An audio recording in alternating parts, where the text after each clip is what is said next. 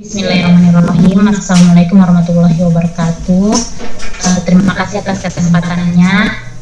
Pertama-tama saya ucapkan terima kasih kepada pembimbing hari ini, yaitu Dr. Muhammad Iwan Kurniawan, MK, spesialis mata, karena telah menyempatkan waktunya untuk hadir pada pembacaan Porto pagi ini. Baiklah, saya mulai saja Porto dengan judul Dunia Manusia. Identitas pasien: nama Tuan S, umur 30 tahun, jenis kelamin laki-laki, alamat Kelurahan Selamat, Kecamatan Telanayapura, pekerjaan PNS dan pendidikan S1 Hukum. Anamnesis: keluhan utamanya penglihatan kedua mata kabur. Riwayat penyakit sekarang: sejak kurang lebih 2 tahun lalu, penderita merasakan pandangan kabur pada kedua mata. Pandangan kabur apabila melihat jarak jauh dan huruf kelihatan membayang, tetapi membaik jika jaraknya menjadi dekat. Pandangan kabur terjadi perlahan dan makin lama makin kabur. Pasien juga mengeluh harus mengernyitkan mata untuk melihat fokus pada suatu benda. Keluhan mata merah, nyeri, silau, dan kotoran mata negatif. Riwayat di depan komputer dalam jangka waktu lama dalam sehari-hari positif. Untuk riwayat penyakitnya, riwayat penyakit dahulu, riwayat menggunakan kacamata sebelumnya, kemudian riwayat kencing manis di sangkal, riwayat trauma pada daerah mata di sangkal, riwayat minum obat-obatan dalam jangka waktu yang lama di sangkal, riwayat penyakit keluarga, riwayat keluhan yang meningkat, dan sosial ekonomi pasien baik.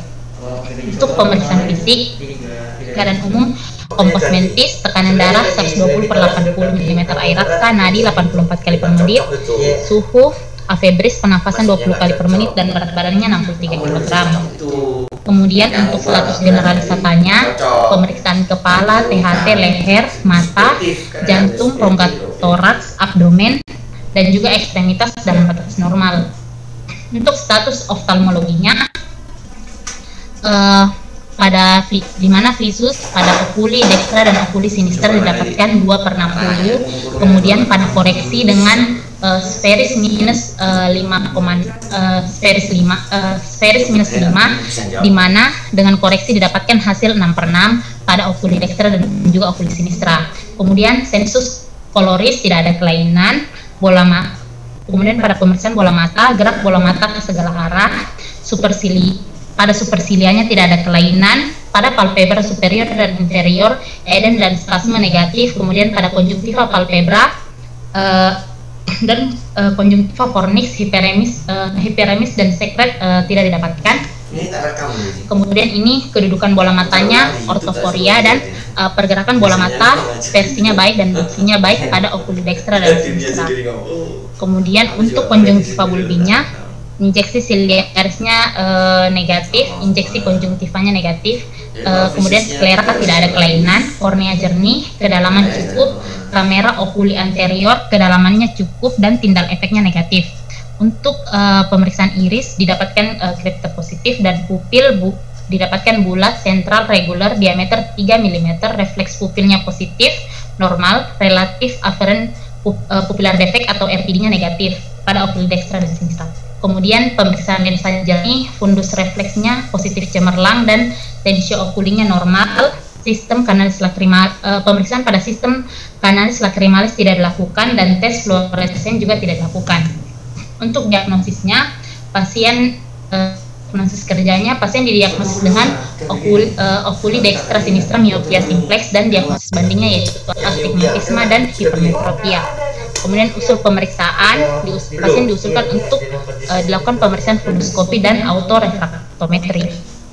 Untuk penata laksanaannya, di mana penata laksanaan umum, pasien diedukasi untuk membaca dengan pencahayaan yang cukup, menghindari membaca sambil tiduran, kacamata harus terus dipakai, beristirahat jika mata mulai terasa lelah. Kemudian untuk penata laksanaan khususnya, pasien diberikan kacamata lensa spheris konkav sesuai dengan koreksi, yaitu okuli dextra dengan spheris minus 5 dan okuli sinistra dengan spheris minus 5, di mana setelah koreksi didapatkan visusnya 6/6. Untuk prognosisnya, quo et vitam et bonam, quo et functionam dubia et bonam. Terima kasih. Gambar.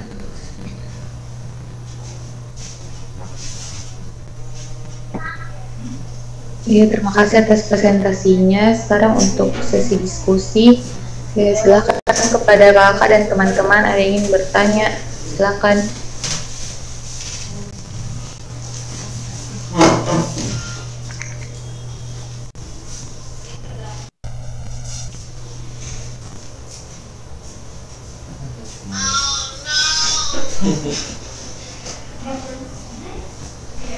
Tapi izin bertanya. Iya, silakan. Baik, tadi izin bertanya, jadi rasanya tanya ternyata membaca atau menonton dengan jarak yang dekat dapat mengakibatkan miopia. Terima kasih. Jarak dekat ya? Jarak dekat bisa menyebabkan miopia. Baik, saya ingin menjawab.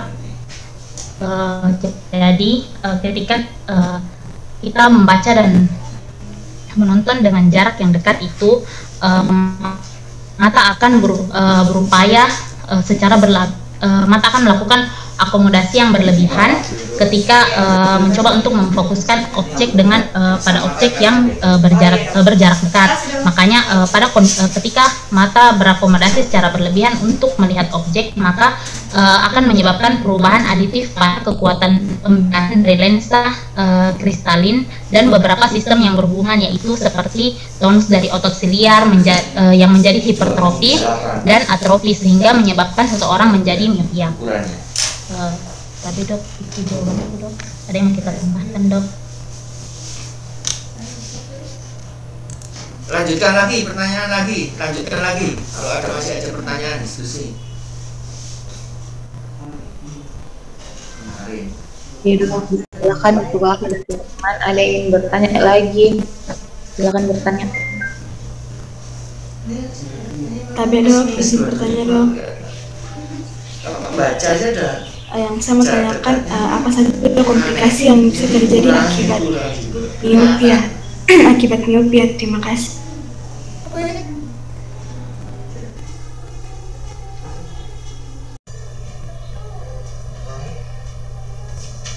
Enggak, visusnya dilihat aja. Tapi Lisa, bisa diulang pertanyaannya, putus-putus. Oh iya, yang saya mau tanyakan, apa saja komplikasi yang dapat terjadi akibat miopia? Terima kasih. Tapi izin menjawab dok. Jadi komplikasi dari miopia atau rabun jauh itu di mana terjadi di mana miopia ini jika tidak ditangani dengan tepat akan menyebabkan kualitas hidup penderita yang berkurang, karena penderita tidak bisa menjalani aktivitasnya sehari-hari dengan normal, dan dapat terjadi komplikasi yaitu seperti ablasio retina, katarak, dan juga glaukoma pada penderita dengan miopia. Tapi yang paling tersering pada penderita miopia itu terjadi ablasio retina. Mungkin itu saja jawabanku. Bagaimana penanya? Iya, terima kasih.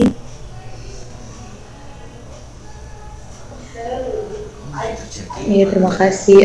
Tapi untuk kakak dan teman-teman yang ingin bertanya lagi, silakan. Iya, gimana?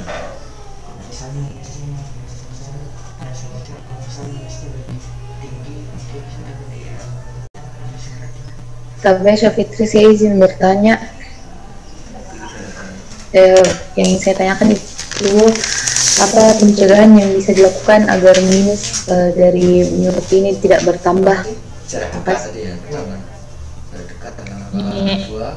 Tapi dok, izin menjawab dok. Jadi seperti yang kita ketahui sendiri, miopia ini atau rabun jauh ini, dia ketika sudah terjadi miopia itu, maka untuk mata kembali normal, melihat seperti orang-orang normal tanpa kacamata itu tidak bisa, kecuali pasien melakukan operasi LASIK.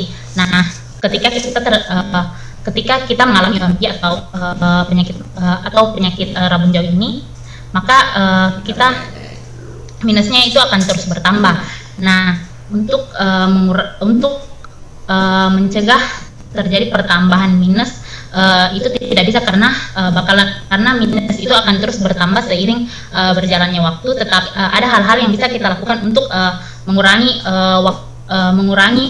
minusnya ini semakin cepat bertambah. Jadi yang bisa kita lakukan itu seperti kayak kalau kita habis membaca atau kita habis misalnya melihat di laptop dengan bekerja di laptop dengan lama, maka kita bisa keluar ruangan untuk keluar ruangan untuk melihat pandangan. Jadi di sini bertujuan untuk melatih mata kita untuk melihat jarak jauh juga. Jadi harus ada keseimbangan antara melihat jarak dekat dengan jarak jauh, di mana fungsinya itu dapat mengurangi terjadinya peningkatan minus dengan cepat.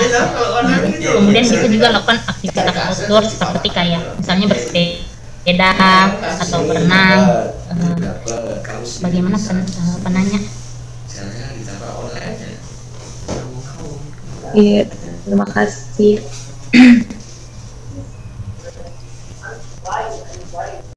Tapi kakak dan teman-teman ada yang bertanya lagi? Ya cukup kayaknya 3 pertanyaan. Ada yang mau ngaji lagi?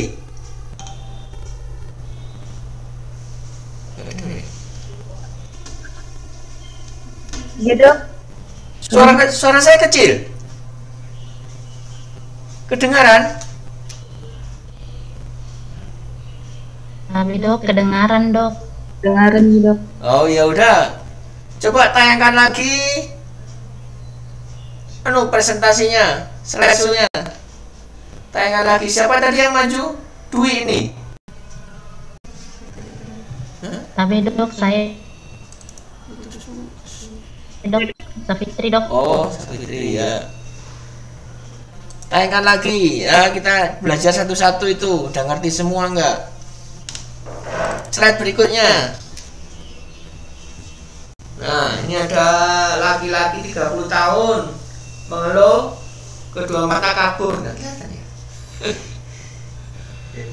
Nah, kabur perlahan-lahan.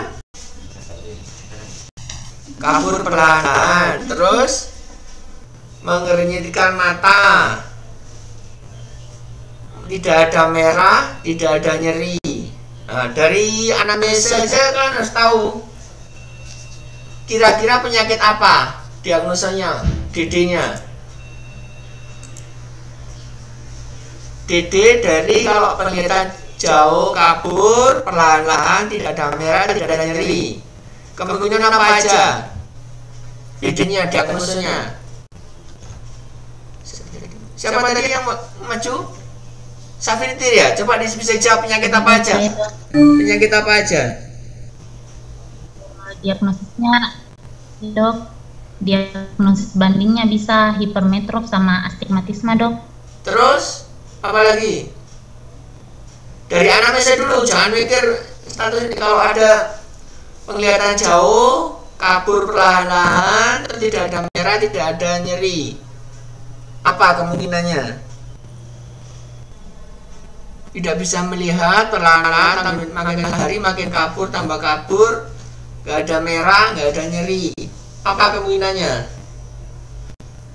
Selain kelainan refraksi.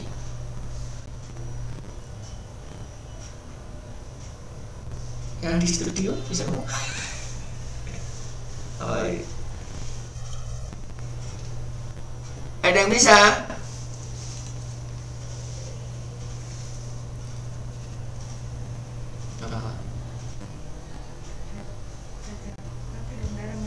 Ya, retina, kelainan retina. Kelainan retina, ini yang di studio jawab. Apalagi? Jadi kalau penglihatan kabur perlahan-lahan, makin lama makin kabur, tidak ada merah, dan jadi kemungkinan di benak pikiran kita kemungkinan karena kelainan refraksi, bisa miop, hipermetrop, astigmat. Ada juga kelainan retina, bisa diabetes, hipertensi, atau toksoplasma dan yang lainnya, retina pigmentosa bisa. Apalagi? Apalagi?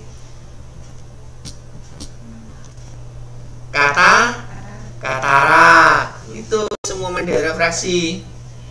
Ini telepon ya, freeze semua ya, internetnya jelek. Bisa dengar? Iya, jelek. Coba slide berikutnya.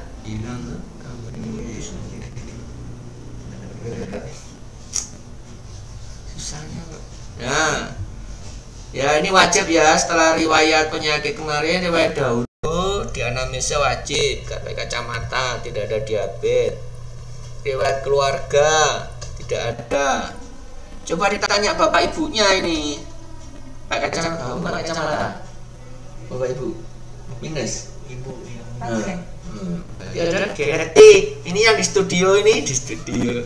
Di kanan kiri saya ada koas ini, keluarganya ada. Jadi kalau minus atau hipertensi itu ada faktor genetiknya yang dominan ya.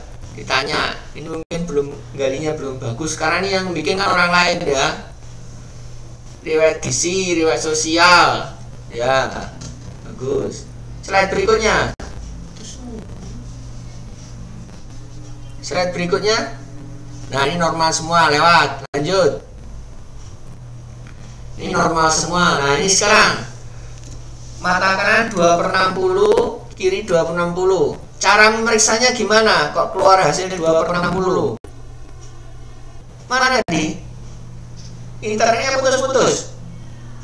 Iya, dok. Coba bisa jelaskan cara memeriksa 2/60 itu seperti apa? Kok bisa menghasilkan 2/60?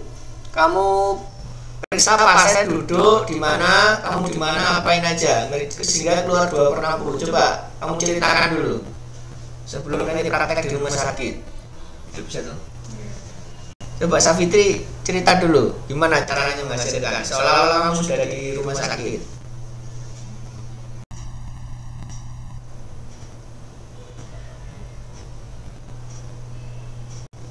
Putus-putus.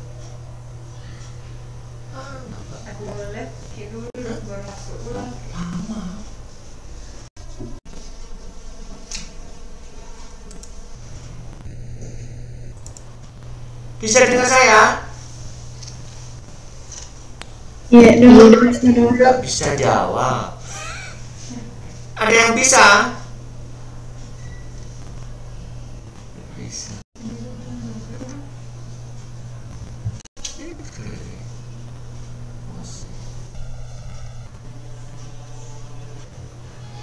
Bisa apa enggak? Tapi dok, iya dok. Gimana cerita? Coba. Tapi dok, untuk pemeriksaannya dilakukan dengan pasien itu menutup salah satu matanya dok. Misalnya kalau kita memeriksa mata yang sebelah kanan, maka mata sebelah kirinya ditutup dok. Terus? Kemudian pasien diminta untuk membaca angka yang paling terbesar dari Snellen chart dok. Terus? Kemudian setelah itu kita menunjuk setiap, kalau misalnya dok pasien itu bisa melihat dari angka yang terbesar, kemudian turun lagi ke huruf yang bisa. Pasien ini tidak bisa. Apa yang kamu lakukan? Jadi dihitung jari dok pada jarak 2 meter dok. Langsung kamu ke arah 2 meter atau di mana?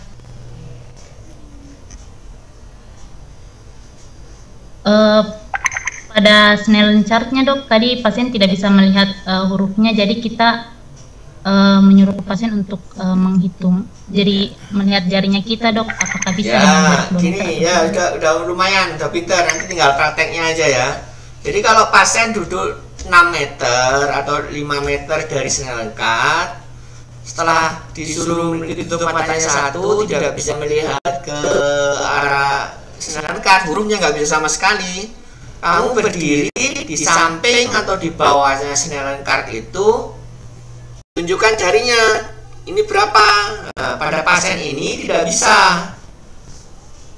Kalau kamu jarak 6 meter, 5 meter dan nggak bisa, sehingga kalian harus maju lagi 1 meter. Tanya lagi, tidak bisa. Maju lagi 1 meter lagi, tidak bisa. Maju lagi, ternyata setelah jarak 2 meter dia bisa. Nah, keluarlah angka 2/60. Gitu. Ngerti ya? Safitri ngerti ya? Dok, ngerti dok. Ya sudah. Itu ya. Jadi kalau kelainan rektor dikoreksi ditambah minus bertahap mulai 1, 2 sampai 5 akhirnya ketemu 6/6. Artinya media refraksinya normal semua. Ya. Kalau media refraksi normal berarti mulai dari gerakan bola mata, kelain si palpebra, konjungtiva, slide berikutnya normal semua sampai lensa sama retinanya normal. Terus slide berikutnya. Nah, ini normal semua. Pupilnya juga normal. RAPD kamu tulis tuh ngerti cara meriksanya? RAPD gimana itu meriksanya? RAPD itu relative apparent pupillary defect. Coba jelasin cara meriksanya. Iya dok, jadi kalau periksa RAPD itu dok kita refleks cahaya langsungnya, refleks cahayanya dok, yang dipakai refleks cahaya dok. Jadi ya, kalau kita periksa misalnya center dok. Terus diapakan senternya? Kemudian kita senterkan ke mata pasien. Terus kalau negatif gimana? Kalau kemudian positif kita gimana? senterkan ke mata pasien. Kalau negatif dok berarti normal dok. Normalnya seperti apa? Kalau positif, kalau tidak normal itu gimana?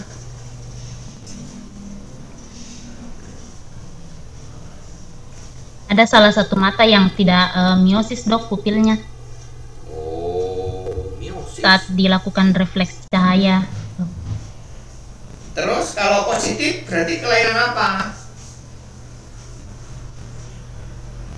Nah, itu apa?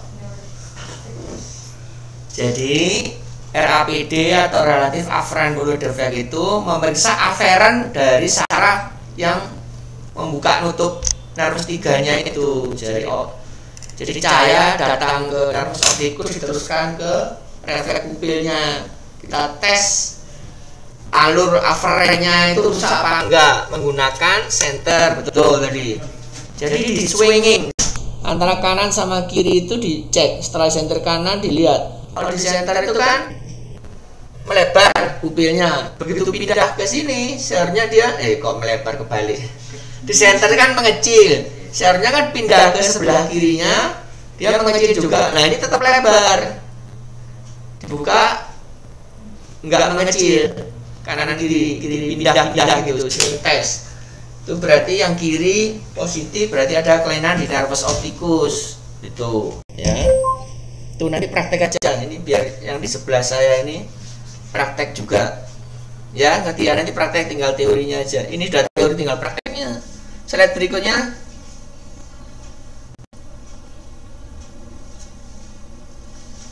Ya, ini normal semua, fundus darah bagus. Kenapa tidak dilakukan tes fluoresin? Tes fluoresin tadi itu apa? Kapan dipakai? Ada loh, tes fluoresin habis. Kapan dilakukan tes fluoresin? Untuk apa?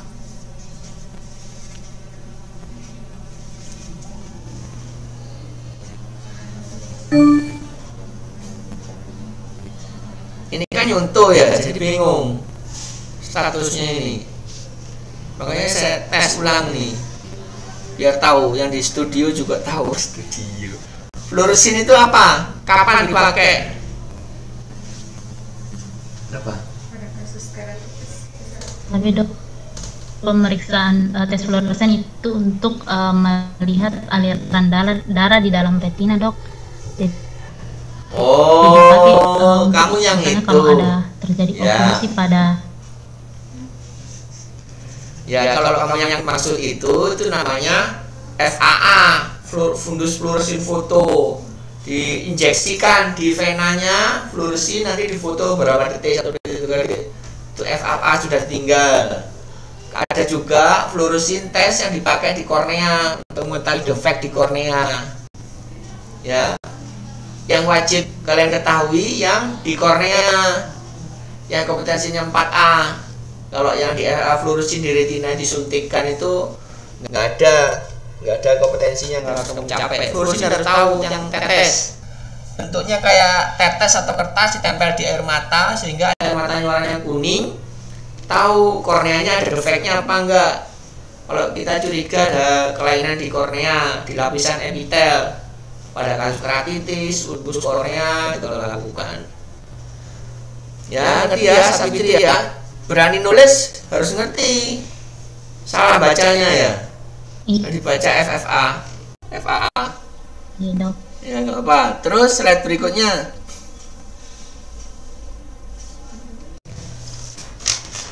Nah, ini bisa semua ya cara meriksanya ya. Gerakan bola mata itu betul nggak penulisannya ini?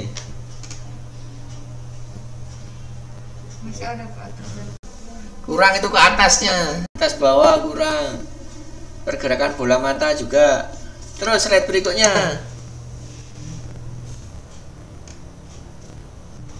Nah, kenapa didiagnosa banding astigmat sama hipermetrop?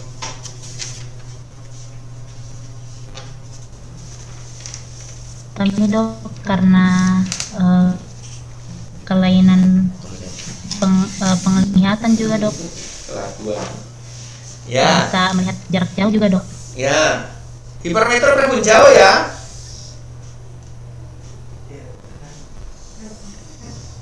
Maaf, Dok, yang saya baca rabun dekat, Dok. Ya, nanti saya kasih ininya ya, kasusnya ya. Ini ada kasusnya, Pak. Ya, kita diskusi nanti. Habis ini nggak ada maju, saya maju. Terus slide berikutnya masih belum ngerti ya. Ya terus usulan pemeriksaan endoskopi autorefraksi. Kalau sudah ketemu nggak usah autorefraksi. Autorefraksi itu untuk membantu kalau nggak ketemu minusnya berapa, auto atau mesin ini pemeriksaan objektif ya. Terus slide berikutnya.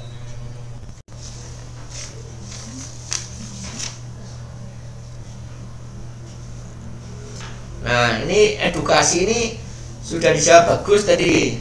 Antara yang ditulis dengan yang menjawab pertanyaan nomor 3 tadi, kok nggak sinkron? Ya sebenarnya edukasinya kamu tulis yang kamu jawab pertanyaan nomor 3 tadi. Gimana pencegahannya? Nomor 2 itu saya nggak setuju. Yang ikut ini kalau mau tidur baca HP apa enggak? Baca HP kalau mau tidur. Nah, ini kok kamu terus menghindari membaca sambil tidur. Kamu bohongi pasienmu berarti. Ini enggak menghindari membaca sambil tidur, padahal kalian melakukan sendiri ya. Dihapus itu jangan sekali-sekali nasihati pasien tapi kamu melakukan sendiri. Ya. Terus seharusnya yang betul pencegahan menjawab nomor pertama dan ketiga tadi. Pertama kan gimana proses baca dekat mempengaruhi miopia, dan mencegahnya ya dikurangi jarak dekat karena ada teori-teori minus yang progresif itu karena ada genetik dari orang tuanya, karena dia hobi kebiasaan sosial habitnya melihat dekat, mulai membaca, itu sudah diteliti dan dibuktikan kalau jam terbangnya lebih banyak dekat daripada melihat di luar, outdoor activity mempengaruhi kecepatan progresivitas miopnya ya, yang pertama dan kedua. Sehingga edukasinya kalau anak-anak musim pandemi gini kan tiada hari tanpa baca dekat di HP, di Zoom gini. Nah, diimbangi kegiatan di luar ruangan untuk mencegah naiknya cepatnya miopia yang terjadi. Tuh. Ya, jadi edukasinya membaca di pencahayaan yang cukup boleh, menghindari membaca sambil tiduran nggak usah. Ya. Kacamata harus terus dipakai, betul. Diupdate terus apalagi umur 17 sampai 22, pasiennya 30, beda lagi edukasinya. Edukasinya ini peristiwa jika mata mulai terasa lelah. Karena dia bekerja 30 tahun, dia 20 menit di baca dekat, 20 detik tutup mata, 20 per 20 kaki dia melihat jarak jauh, 20 meter, 20 kaki itu pokoknya lihat jauh artinya itu 20 ruler ya. Tuh edukasinya untuk pasien umur 30. Oke, slide berikutnya.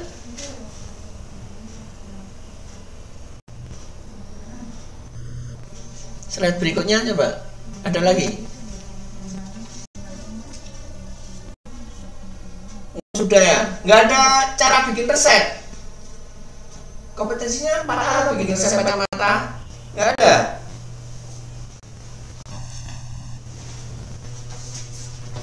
Ini khususnya berapa?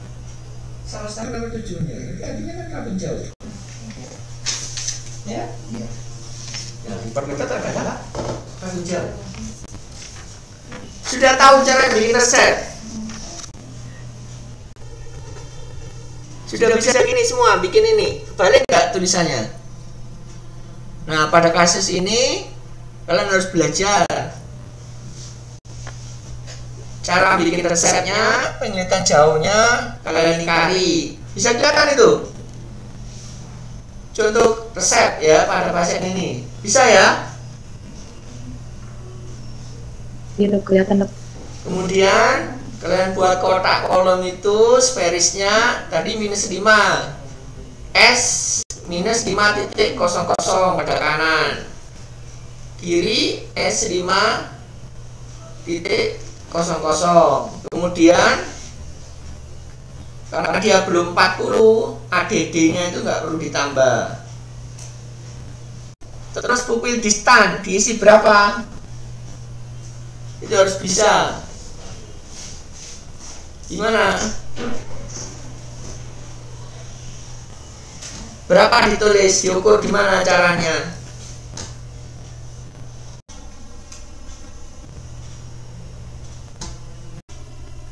Kalian harus tahu pupil distan. Bisa cara ngukurnya? Coba Safitri atau yang lainnya bisa bantu nggak? Jadi kalau memberi resep ke pasien dengan pupil distannya, bisa? Putus. Tes. Tapi dok di penggaris dok. Ya, diukur dari mana ke mana? Pupil mata kiri ke kanan. Ya, kalau menyebut pupil jelas salah. Apa yang betul?